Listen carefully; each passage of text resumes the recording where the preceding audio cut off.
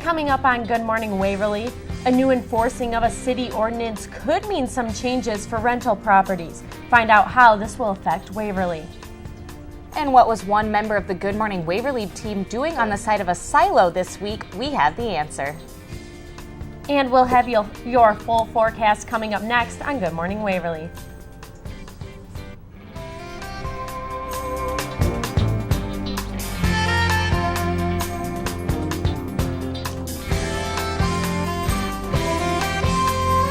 Happy Friday and Good Morning Waverly. Hello and welcome to Good Morning Waverly. I'm Kelsey Bemis. And I'm Shelby Granath. Kelsey, our walk over here this morning wasn't as chilly as it could be. No, not as chilly as it could be this time of year. So we can go ahead and take a look at what your outside conditions are right now. It is about in the 20s, upper 20s right now. Relative humidity of about 75%. So it's not too bad right now. There wasn't no fog or rain or anything like that to get in the way of your driving this morning, so we can be thankful for that. As the day continues, it will warm up slightly. We'll see a high in the lower 40s, and then tonight it will start to cool down a little bit there we go, there's our day planner there. In the afternoon is when we'll hit those highs of about 45 degrees, like I said. Winds will be at about 60 miles per hour leading into tonight, when that wind is really going to pick up. We can go ahead and take a look at what you can expect coming up this weekend. Tomorrow we will see highs of about 42 degrees, so we can hold on to that warm weather just a little longer. Sunday we'll see a high of 12 degrees, definitely going to cool down there. There's about a 30% chance of snow that day. Monday we're going to see very cold temperatures of about 3 degrees for the high. Will stay sunny, but not going to feel like it's very warm out. No, getting into those winter weather. Definitely. Okay. The Northeast Iowa Food Bank is well on its way to fully funding its new $6.5 million facility in Waterloo. The Community Foundation of Northeast Iowa announced a $200,000 donation yesterday morning. The food bank is planning to use these funds to build a commercial kitchen in their new building. That kitchen will be used to prepare meals for the food bank's different programs throughout the year.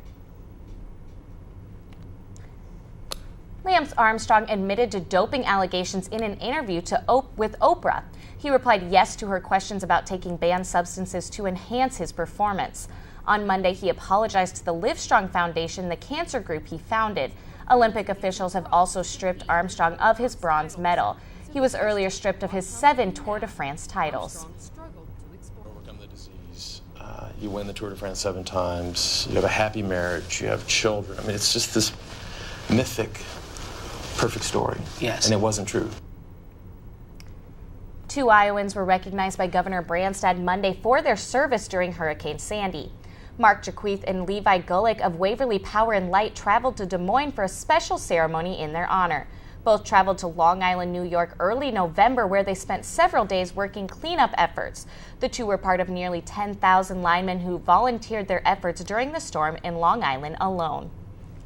One special election could make 2 Bremer County schools into one. A simple vote will decide whether to merge the Sumner and Fredericksburg schools as one district. The 2 area schools have been working under a grade-sharing agreement for nearly a decade. Superintendent Rick Peterson directs both schools with high school principal Alan Eckelman. The vote will take place February 5th. The owner of TJ Digital warns local residents of computer scammers gaining access to home computers. Kevin Jabeka says he heard from nearly 24 customers who fell victim to a recent scam. An anonymous caller will ask the owner over the phone to log on to a website to delete a virus. By doing so, it allows scammers to access civilian home computers. One police officer will become the newest member of the Waverly Police Department. Jared Hartwig served on the Janesville Police Department for 6 years before joining the Waverly Force. Hartwig will replace Officer Mitch Hagan, who moved out of the state last fall. The new Waverly police officer was one of 50 applicants to apply. A man in Maine assisting people with their everyday chores with the help of his pet horse. Brian Smith and his horse Don have started a business of dropping off groceries via horse-drawn carriage. Each week, Smith delivers bread, meat, cheese, some vegetables, and a bottle of wine to 55 customers. Smith is a wine grower in warmer months, but delivers groceries in the winter for business. This weekend, area schools will be heading to LaPorte for a large group district speech contest. Students will compete in front of a judge, and then based on their rankings, they will then find out if they advance to the state level competition February 2nd. Some of the categories for the competition include TV news, group improv, choral reading, ensemble acting, and group mime. Good luck to all the area speech teams. I know I can definitely remember I did large group speech when I was in high school, I believe my freshman and sophomore year. Okay. It's definitely nerve-wracking, so I wish all of them luck and hope they can continue on to that next level, state level. It's pretty exciting when you do get there. So that'd be great if some area schools could do that. Yes, we can only hope. Yes. So. Coming up next on Good Morning Waverly, you've seen silos and you've seen ice, but have you seen an ice silo? We'll tell you why it's such a popular attraction. And your full weather forecast is coming up next after the break. Welcome back to Good Morning Waverly. Temperature outside is currently 25 degrees, relative humidity of 78%, Driving conditions should be fairly clear for you, but you might want to warm up your car. It is a little chilly outside. We can go ahead and take a look at what it will warm up to throughout the day. Be about 30 degrees at 9 a.m. and as we continue through the day, it will warm up mid-40s for your high on the day. Should be fairly sunny. Will be some slight wind, about 16 miles per hour, is going to increase as we head into the night. As you can see here, will be about 7 to 15 miles per hour. Early sunset at 5 o'clock, partly cloudy. Leading into tomorrow, winds, as we can see here, 42 degrees. Winds could get as high as 43 miles per hour. Winds southwest 10 to 20 miles per hour. Sunrise at about 7:35. We'll hold on to that warm weather for a little longer, but it's not going to continue into Sunday. High of 12 degrees, about a 30% chance of snow that day. And then as we head into Monday, we'll see a high of 3 degrees, definitely getting into those cold January temperatures that we're used to. Won't continue for too long. Tuesday will be about a high of 12 degrees. Monday, 21 degrees. So getting out of those single digits, but still not quite as warm as we would probably like to see, but hopefully that snow won't stay around too long if we do get any on Sunday. So definitely not really looking forward to the cold weather. Not looking forward to those 3 degrees that we're going to see on Monday. It will be very chilly. Could be worse. We could have had this weather throughout all of December and January. We have been lucky so far. And now it's time for a look at a unique sport that's right here in the Cedar Valley. It's called silo ice climbing and has been going on for about 10 years. Good Morning Waverly's Jacqueline Schutte and I headed out to learn more about this giant ice sculpture. It's hard to find mountains in the Midwest, but one man made his own. This is Don Briggs, and this is his mountain. A lot of people ask me why, how did I come up with this idea and what was it all about? There's another farm about 5 or 6 miles south of here where he and I were really good friends at the time, and I would go and help him chisel plow his ground in the fall. But I was going back and forth and I kept looking over at these silos and I thought, I bet you I could rock climb that. But instead of rock climbing, he thought of ice climbing. We took a garden hose with a spray nozzle. We were just lucky that it turned out as good as it did. The ice on the silo is made up of 58,000 gallons of water. And what started out with 6 people has turned into 200 people climbing up the mountain per weekend. The silo also attracts people from Texas to California to Hong Kong. People just want to try it. I think it's a great thing because it gets people outdoors, it gets them busy doing something, and so that's where I get a little bit of gratification. I wanted to see just how hard it was, so I geared up and headed up the vertical ice sculpture.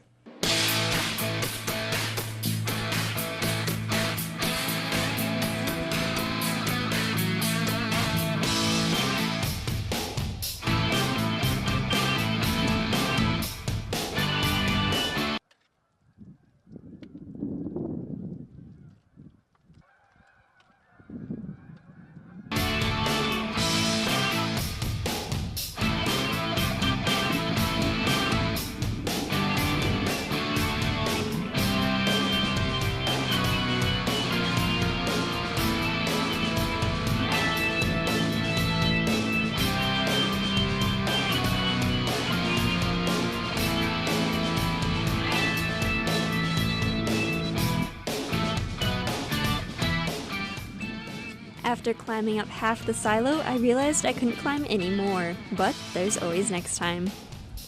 If you think you're up for the challenge, the silo is open for climbing this weekend. Climbers also get the chance to climb at night. Reporting for Good Morning Waverly, I'm Jacqueline Schutte. Don Briggs also said the oldest person to climb the silo is 88 years old, and the youngest person who climbed it was only 8 years old. He made it 3/4 of the way up. The silo is open for climbing weekends in the winter when it is under 40 degrees. Briggs also teaches rock climbing courses at the University of Northern Iowa. That'd be something fun to do for the family. It would definitely be an interesting class to take, that's for sure. A new enforcing of a city ordinance could mean some new changes. Mayor Bob Brunkhorst will join us in the studio to explain. And later, I'll sit down with Waverly Shell Rock Wrestling coach and Wartburg alum Mark Kiss. More DMW in just 2 minutes. Welcome back to Good Morning Waverly. The time is currently 6:45. On Wednesday and Thursday night, members of the community voiced their opinions about a possible new city ordinance. This ordinance would help enforce some of the current laws about rental properties in Waverly. This proposal could affect a lot of Wartburg students looking to live off campus, as well as some landlords in Waverly. We are now joined by Mayor Bob Brunkhorst for more on what this ordinance could mean for Wartburg students and for the community. Thanks for joining us. Good morning. Now, first, can you explain what this current policy is when it comes to rental houses? Right now in R1 and R2, if you have a rental unit, you can only have one person, non-family member, living in there. And if you're in another ordinance or another zoning area, you can have up to 3, as long as you have some off-street parking in R3 and R4 areas. So it's a current ordinance, and the question is, should we start enforcing this current ordinance, or should we look at, revamping it a little bit, make it a little bit more flexible for our college community, and actually not just college, but for all of our community. Okay, what are some of the issues being addressed? Basically when people are calling, they're talking about, parking, they're talking about, people filling up the streets. Some of it's, the quality, maybe, the grass not getting mowed, quality upkeep, and then there's noise. So those are 3 kind of factors that, people are calling in and complaining about. And then we want to have the look and feel of some of our residential as, families. So those are some concerns, but we also know, Waverly's tight on housing, and apartment complexes or apartments are necessary for young folks, young professionals, and even college students. Okay. And you mentioned before R3 and R4. Can you kind of explain what that means? Yeah, well, we have different zoning areas in our town, and some of them, we want to have like residential, and we'll have that as R1, and we want really people. Buildings there and families there for R1. Then we have, all the way up to commercial. So we try to have zones in Waverly where things can be built, what activities can happen in that. And hopefully, if you have good zoning, you don't have a lot of fights. And right now, I think, what Waverly needs to do is look at our zoning, making sure that we have the proper designations for areas, and then look at maybe, is the enforcement or is this ordinance really a good policy? Or should we look at, expanding it and say, well, if you have 4 bedrooms, you could probably have up to 4 people living there, as long as you have parking associated with it. And then if people are complaining about quality, should we have a ability to have a complaint process and then take action on those? What do you think some benefits and then some negatives would be to this policy being enforced? Well, right now, it's a complaint basis, so, someone complains, and then we go out there and find out, hey, you got 3 people in your rental unit, you're in violation. We need to kick 2 people out. And, if you're in a contract, you're going to be, whoa, what am I going to be doing here? So, we need to have a little bit proactive, establish what the number of people can have in a rental unit. Okay. How will this kind of affect the relationship between the college and the community, the college students? Well, we want to definitely work with them. We know we're a college community, and we know there's violations. So we can't just have a heavy hand in this. So we want to have a step back and look at what's the good public policy on this, and then work towards that. So we've had some meetings, as you've seen, and we're taking that feedback right now. We're going to gather that up and see what type of ordinance or where should we be going with this, because the current ordinance is not good. Okay, thank you so much for joining us you. today. You bet. And coming up later on Good Morning Waverly, we'll show you what movies you might want to go see in theaters this weekend. But first, we'll have the latest results from WSR's wrestling season. Stay tuned because sports is next on Good Morning Waverly. Welcome back to Good Morning Waverly. The time is currently 6:51. The Waverly Shell Rock wrestling team faced off against conference rivals Charles City last night at WSR. The Go Hogs didn't get the start they were looking for, losing the first match at 113 pounds, but they rebounded and used a mid-second period pin from Bryce Seart to take a 15-3 lead.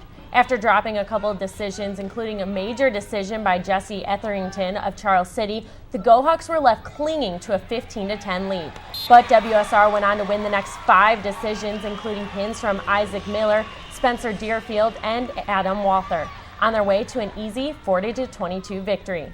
Joining me now in the studio is Waverly Shell Rock's assistant wrestling coach and former Wartburg wrestler, Mark Kiss. Thanks for joining us, Mark. You're welcome. So far the team is 16-2. What were the expectations coming into this season? It's just to continue WSR's wrestling tradition. They've won a lot of state titles lately, conference titles. I know it's nowhere near Wartburg's, but Waverly has won the last 7 conference titles, the last 54 conference dual meets. So obviously nowhere near Wartburg's, but working towards that. So that was the goal, keep that going, and just help kids get better and better every day. Okay, how have you seen the team change or improve from the beginning of the year? They've gotten, I'd say, a lot more mature in their wrestling. Kind of a young team. We only have 2 seniors starting right now, so a lot of juniors, sophomores right now. So a lot of them didn't have a lot of experience, so it's been fun to watch them kind of just start pretty raw and gain that experience throughout the year. Okay, who have been some key contenders this year, and who's really stepped up? We've had a lot of guys step up. I think we've got 9 or 10 guys ranked in the state right now, so a lot of new faces. Obviously our leaders this year are probably the Steyert brothers, Adam Walther, Spencer Deerfield, all those guys are ranked, Caleb Stack, all ranked really high in the state right now. So. Okay. Turning now to your coaching, is it a little easier this year, not being your first year? Yeah, it is. Kind of figured out the ropes, kind of figured out what coaching is all about, because it's going straight from competing to coaching, it's a 180. There's a lot of things you don't see as an athlete that really as a coach now you got to figure out and worry about and I guess take care of. So it's more enjoyable having done it now. Mm-hmm. What's it like working with Coach Whitcomb? It's good. It's good. Coach Whitcomb's he's a good coach. He knows his wrestling. Good personality, and we get along really well. So that's worked out good. What are some of the team's strengths this year? Team strengths. The Waverly Shell Rock teams are always in shape, good shape. If you watch our matches or dual meets, even with Charles City last night, who's a pretty good team, the other schools seem to get tired faster than we do. So that's always we've kind of prided ourselves on that, and we've got the tradition, so that's a strength of ours. Okay, who's going to be the tough competition this year? State-wise, like Southeast Polk, they're ranked first, and they're a really tough team. They're ranked highly in the country. Other teams in our class that'll be tough are Bettendorf, Southeast Polk, or I already said that. Cedar Rapids Prairie, Linn-Mar. So there's a handful of teams that are going to be tough. Okay. Now you mentioned not many upperclassmen on the team this year. How have you seen them step up in leadership roles? A lot of them, like Andrew Steyert, he's a very leads by example. He just does what he has to do. He does it well. And he kind of encourages everybody else to do that. Some other guys, actually his younger brother, Bryce, he's kind of a vocal leader. Something needs to be said, he'll step up and say that. And, it's a good combination of all of our both of our seniors and our leaders. And some of them get in people's faces, some of them just give them a pat on the back. So. Okay, now big home duel this weekend tournament. Talk about that a little bit. Yep, we host the Go Hawk duels. We'll have 5 dual meets actually. I believe the teams are Mason City, us, Waterloo West, Waukee, Fort Dodge, and I believe there's one more. I can't remember who it is right now. But so we'll have 5 dual meets, and everybody wrestles everybody. Okay. So. And what time does that start on Saturday? First one will be at 10. Okay. And I'm not sure the schedule after that. Okay. So. Thank you so much for joining us, You're Mark, welcome. and good luck the rest of the season. Thank you. After the break, Kelsey and I will have our weekend movie picks. We'll be right back with more Good Morning Waverly. I wanted to see the Grand Canyon. I know. How long are we supposed to look at it? 10 minutes. Seems disrespectful to look at it for any less. But who'll know? In theaters now, The Guilt Trip. Seth Rogen and Barbara Streisand star in this comedy about a mother-son cross-country road trip. You can also see Broken City, a crime thriller about a former New York police officer out to fix the corruption in his city. Starring Mark Wahlberg, Russell Crowe, and Catherine Zeta-Jones, Broken City is in theaters today.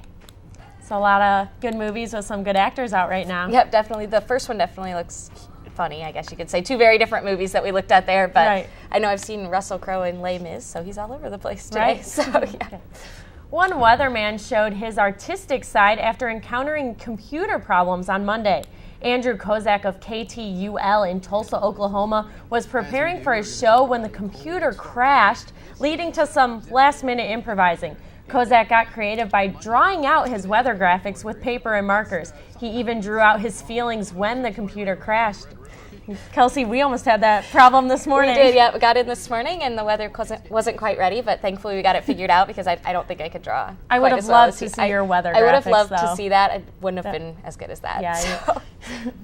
Next weekend, Waverly Chamber of Commerce will be holding a snow fest. It starts Friday night with sweets and stargazing. Then Saturday will be an ice fishing and snowshoe demonstration. The snow fest ends on Sunday with the first annual Waverly Snow Golf Open. That's at the Green Bridge Golf Course in Brookridge Park. And I think we should see some fairly nice weather. I guess I don't know what to look ahead, but we can take one more look at what we can see this weekend. Thankfully, I think we should be glad it's not this weekend. So as we continue through today, it will stay fairly warm. We'll see about a high of in the mid-40s at about 3 p.m. As we continue on, taking a look at what we can expect tonight, partly cloudy. It should increase in wind. We'll go ahead and take a look at tomorrow. It's going to start to cool down. And that's all the time we have for this morning. We'll be back next week with another new Good Morning Waverly. Have a good day, Waverly.